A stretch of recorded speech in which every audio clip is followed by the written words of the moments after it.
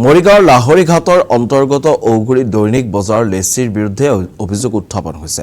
ভূমি বেদখল, ভুৱা আবণ্টন আৰু ধন আত্মসাৎ কৰাৰ দৰে গুৰুতৰ অভিযোগ উত্থাপন কৰিছে এতিয়া ৰাইজে।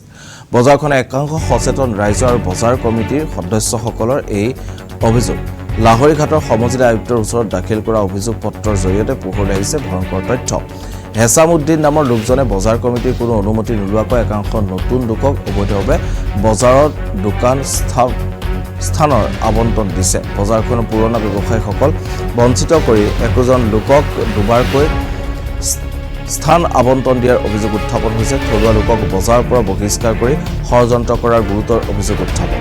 বজাৰখনৰ পৰা সংগ্ৰহ হোৱা দৈনিক ৰাজহৰ কোনো হিচাপ বজাৰ কমিটিক দাখিল নকৰাৰো অভিযোগ উত্থাপন হৈছে। সমগ্ৰ দুৰ্নীতিৰ বিৰুদ্ধে স্থানীয় ৰাইজে সমজিলা আয়ুক্তক এক স্মাৰকপত্ৰ প্ৰদান কৰিছে। বিষয়টোৰ ওপৰত এক উচ্চ পৰ্যায়ৰ তদন্তৰ দাবী উত্থাপন হৈছে। প্ৰশাসনৰ তৰফৰ পৰা কোনো বিহিত ব্যৱস্থা গ্ৰহণ নকৰিলে ৰাইজে তীব্ৰ আন্দোলন গঢ়ি তোলাৰ হুংকাৰ।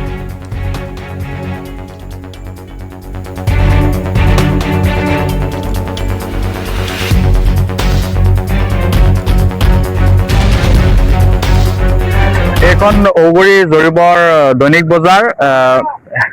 এইখন বজাৰত যিমান দোকানী আছে তাৰ মাজত 99% মানুহ দুখীয়া মানুহ, যিবিলাক মানুহে কোনোমতে সৰু সৰু ব্যৱসায় কৰি নিজৰ ঘৰখন চলায়।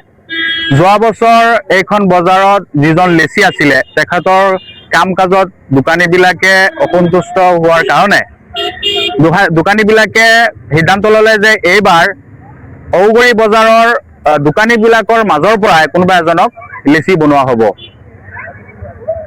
বজাৰৰ উন্নয়নৰ স্বাৰ্থত, আৰু সেই দুখীয়া মানুহবিলাকে যাতে শান্তিপূৰ্ণভাৱে বজাৰত ব্যৱসায় কৰিব পাৰে।